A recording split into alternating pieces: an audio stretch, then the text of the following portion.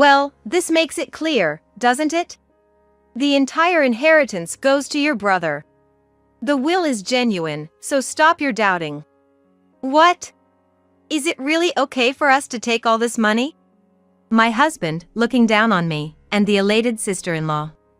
The $100 million inheritance from father will be inherited entirely by my brother. I stare at the will stating this with a sense of utter despair. Have I lost everything and am stuck with this despicable man for the rest of my life? But with one sentence from my brother, everything turns upside down. My name is Catherine. I'm a 55-year-old housewife. I have no children with my husband, Robert, and we live as a couple. Robert is, in a word, a typical chauvinist. Since the beginning of our marriage, Robert's commands were absolute, and I could neither defy him nor express my opinion. My husband, 10 years older than me, has no consideration for me at all. I serve Robert like a slave, desperately doing household chores, and if there's something he doesn't like, he doesn't hesitate to verbally abuse me. Being unable to have children was also blamed on me, and I cried in secret almost every day. I wanted to divorce, but I didn't want to worry my relatives, and I didn't have the financial strength to become independent. I've been enduring and staying strong under my arrogant husband, who has a knack for psychological abuse. My only emotional support was my father. My father was once a capable businessman. He built a company from scratch and developed it into a major corporation. Although he was a workaholic, he loved my brother and me in his own way. Shortly after I got married, my mother passed away in a car accident, and my father immersed himself more in work as if to distract himself from the loneliness. It seems the overwork took its toll. My father had a stroke and was taken to the hospital. Fortunately, his life was not in danger, but he was left paralyzed on the left side. The price for working so recklessly was a massive inheritance. I persuaded my father to retire. I was worried about my father living alone, so I managed to persuade my husband, and we moved into my father's house. Once a workaholic, my father seemed to age rapidly upon retirement, showing signs of dementia, and in no time, he was bedridden and in need of nursing care. My physical and mental burdens increased dramatically. In addition to everyday housekeeping and taking care of Robert, I now had to take care of my father with dementia. Sometimes my father would lay quietly, but other times he would shout and thrash around in the middle of the night, or he would wander out of the house. I was constantly exhausted due to lack of sleep, stress, and endless hard work. Although my father was often dazed, there were times when he was clear-minded. At such times, we could have a peaceful conversation like the old times. My father often thanked me and smiled sadly, saying, "I want to leave you with as much as I can." My father passed away. This happened 3 years after I started taking care of him. Although I was relieved from the burden of care, the loss of my father, my only emotional support, left me with an enormous sense of loss and loneliness. My only hope was my father's inheritance. An inheritance of $100 million, even if split in half with my brother, would be $50 million. With that amount of money, I could finally break free from my devil-like husband. It was my only remaining hope in life. Then, a few days later, I was called by Robert and our eldest son's wife, Naomi, to discuss the inheritance. Naomi's husband, that is, my brother, has been working overseas for several years. He had returned home for the funeral but had just returned to his assignment yesterday. In place of my brother, his wife Naomi would also be present. "Your dad's will was found in the back of the drawer. It's good that it was ready for us and it wasn't sealed, so let's take a look right away." A will? I didn't know there was such a thing. I was providing care every day, but I never saw him writing a will. I wondered why my husband, who hardly cared for my father, knew about it. I had an uneasy feeling and a bad premonition. "Let's read it. All of my assets will be inherited by my eldest son, Ken. Dated April 1st, John Smith." That's it. I couldn't believe my ears. I had always thought that my father's estate would be equally divided between my brother and me. I couldn't believe that all of my father's $100 million estate would be inherited only by my brother. Whoa, wait a minute. That's strange.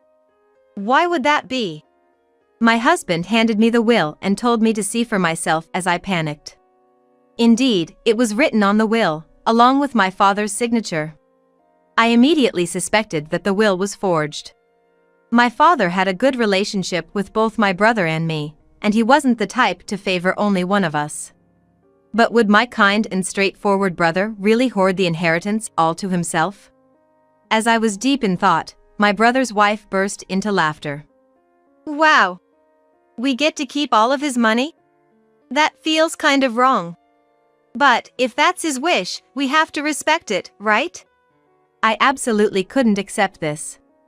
As I silently held the will, both my husband and my brother's wife glared at me. Hey, are you doubting this? If so, you can bring in a handwriting expert or something.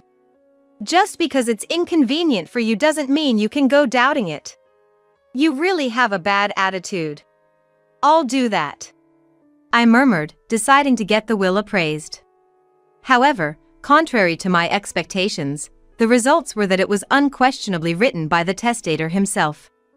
I was disappointed at the shocking results and fell into despair, thinking about the past. I had devoted my life to taking care of my husband and my father. Living in fear of my husband's anger, being hurt by his verbal abuse, and being called a worthless woman was painful, but my last days with my father were happy. Even though I believed that my father cared for me too. It was more shocking and unbearable for me to think that my beloved father didn't care about me than not receiving the inheritance. I probably have to leave this familiar house and land, because they are part of my father's real estate inheritance. My dream of divorcing my husband is also now back to square one. When I told my husband about the appraisal result of the will at home over the weekend, he sneered at me with a self-righteous face. That settles it, all the inheritance goes to your brother. Don't go meddling in things anymore. The will was real. Always doubting, you worthless wife. He left the house after throwing those words. Speaking of which, my husband has been away from home a lot lately. He's been coming home from work very late, and he's often not home on weekends like this. I found it suspicious, but I didn't want to see my husband as much as possible, so I was actually relieved. Despite my husband's objections, I wanted to talk to my brother directly about the inheritance. My brother, who worked overseas, was always busy, but he was a kind and reliable person. I made sure in advance that my brother wasn't too busy, and then I gave him a call. After some brief greetings, my brother again apologized for leaving the care of our father entirely to me and thanked me for handling the funeral and various procedures. Don't worry about it. By the way, Robert, about Dad's inheritance. Was it always decided that you would be the sole heir?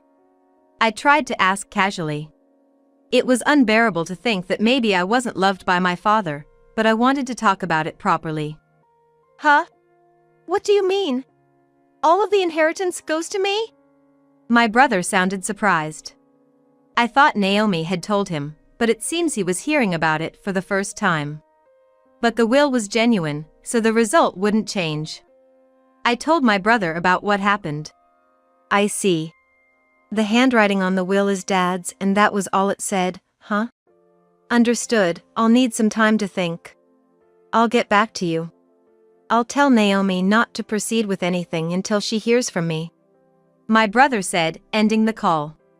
Intrigued yet patient, I waited for my brother's call. Days later, my brother contacted me. My brother had requested that I look into Naomi's suspicious activities by hiring a private investigator. He also advised me to claim my legitimate share from him. The legitimate share refers to the minimum portion of an inheritance that is guaranteed to an inheritor, and the amount varies based on your position in the family. In my case, I can claim from my father's $25 million inheritance. Even with his will stating, all the inheritance should go to my brother, this legal provision would still allow me to inherit the $25 million. However, this did not sit well with my husband and my brother's wife. The decision has already been made. Don't mess it up now, they protested. However, there was more to my brother's advice. I'm not asking for the $25 million. All I want is this house, filled with memories of our father, and the land. The total estate is worth $100 million, but the real estate property is only worth $10 million. I'll cede all the rest of the inheritance to my brother. Still, the two of them continued to argue, so I continued. If this continues to escalate, I have been instructed by my brother to hire a lawyer to join the discussion. If it comes to that, I'm sure I'll inherit $25 million exactly. My husband and Naomi fell silent. Eventually, it seemed the two decided it was more profitable to settle for the $10 million worth of real estate. We finally agreed on the division of the inheritance. A few days later, I received the results of an investigation I had requested from a private investigator about Naomi. I immediately contacted my brother. After many twists and turns, the process of inheriting our father's estate was successfully completed. During the process, my brother Ken, from abroad, rushed to help. I inherited the family home and land, which was worth $10 million. My brother inherited the rest of the estate, which amounted to $90 million. Naomi and my husband were both in a good mood, with things progressing as they had hoped. After completing the inheritance proceedings, the four of us left the law office and returned to our father's house. While having a cup of tea in the living room, my brother began to speak, placing his smartphone on the table. Well done, everyone. Now that we've successfully inherited Dad's estate, there's something I want to talk about, he said with a smile. With that, he pulled a document from his pocket and spread it out on the table. The faces of my husband and Naomi turned pale upon reading the content. "It's a will" was the title written on the document. At the end of it was my father's signature and stamp. The date was about 5 years ago. This is a will that Dad entrusted to me when he was still working. It was created with 2 witnesses at a notary office. It's a legally valid will, my brother informed us. According to him, our father had drafted it before he had a stroke. His wife had already passed away, and in the event that something happened to him, he wanted to ensure his children would be properly provided for. The content of the will indicated that 1/4 of the total estate was to be left to Ken, who already had significant wealth, and 3/4 to Catherine, housewife. My father had made clear his intention not to change this will, and had explicitly stated in the will. If there's any change to this will, the reason for the change must be stated. Any will that does not include a reason for change is considered null and void. My father was really pushing himself at work. I think he was considering all sorts of things, like what would happen if he fell gravely ill or became senile. The estate was enormous, so he prepared early to prevent any conflicts among the remaining family members. My brother said, caressing the will. The will contained an addendum, stating, "I hope that there will be no conflicts over the inheritance and that the family will continue to live happily together." It was a will filled with my father's warm wishes for his family. I was touched to know that I was loved by my father just as much as my brother, and my heart swelled. On the other hand, my husband and Naomi next to me turned pale. "So, if you're going to change this will, the reason has to be stated, or else it's all null and void. Even if it's in my dad's handwriting. Maybe he was forced to write it when he was in a delirious state due to dementia." Suddenly, my husband slammed the table. With a ferocious expression, he glared at my brother and growled. "Hey, Ken, do you have any proof? Calling me a criminal. I never said you forged the will, did I, Robert?" He then looked at his wife, Naomi, sitting next to him. Naomi remained silent. I found it strange. Naomi informed me that my father had passed away and I was in the States for the funeral. After I returned abroad, apparently the topic of inheritance came up. But even though it concerned me, I wasn't informed of anything about it, my brother mentioned. He was looking at his wife, Naomi.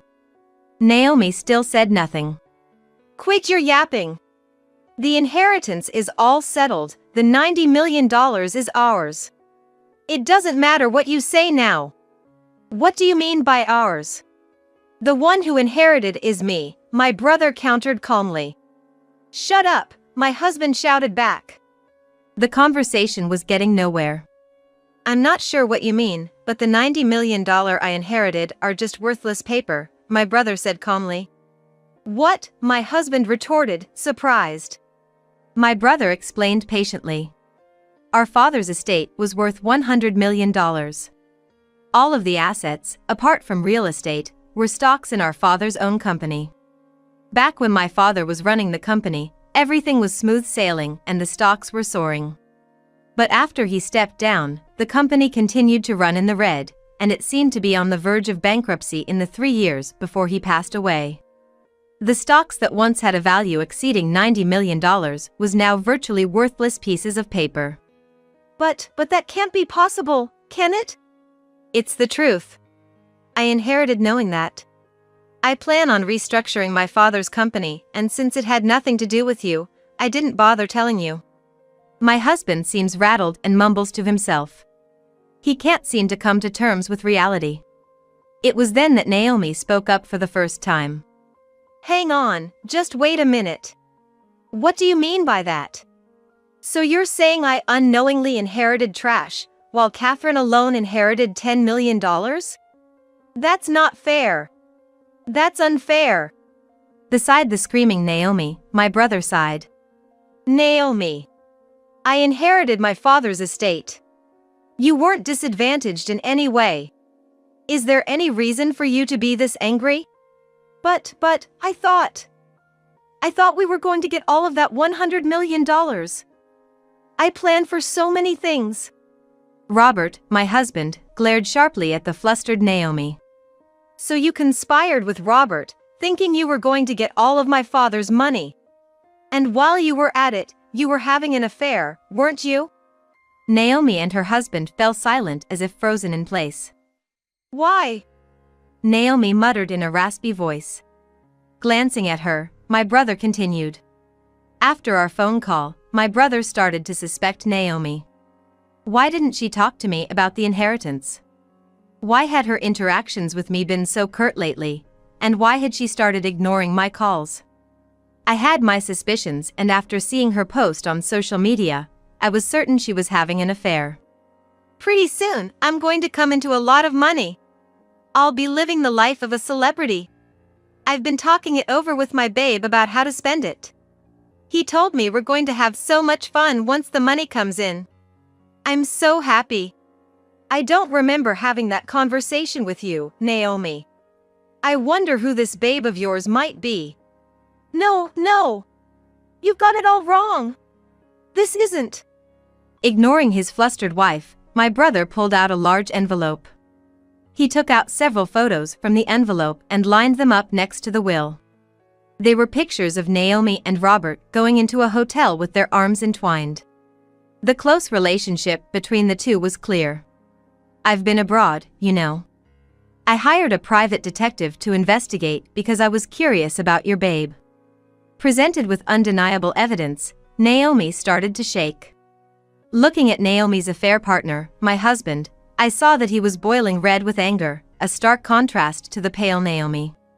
Damn you, snooping around like a stalker. What the hell is all this? With your ridiculous will and these photos. What a joke. Stop! Suddenly, Naomi raised her voice. She approached my brother in a seductive voice, like a bad actress. Hey, you're wrong, it's all a misunderstanding. It's all Robert's doing. He convinced me that if I listened to him, I'd get all of your dad's inheritance. Hey, wouldn't you be happy to receive $100 million? I thought it was for your benefit. My husband, who had been easily betrayed, stared at Naomi with his mouth wide open. This picture, we were just messing around. You were always overseas, and I was lonely. You're also to blame, aren't you? Hey, forgive me. The $90 million is no good anymore, but let's take the $10 million from Catherine's real estate. Did you forge the will? Huh? Of course not. Robert did it. He said it was easy and had it written by your father. See, I'm not at fault. When the matter of the forged will was revealed, My husband flew into a rage and lunged at Naomi, but my brother quickly intervened. "You bastards! You don't have any evidence. You all will regret this in hell." As he ranted and kicked a chair, my brother coolly watched and slowly took out his phone. "Oh, it seems my phone was on record mode. It's been recording everything since we came home. That was a careless mistake." The husband and Naomi turned pale and fell silent. "Also, I didn't mention it, but this room has surveillance cameras that record everything.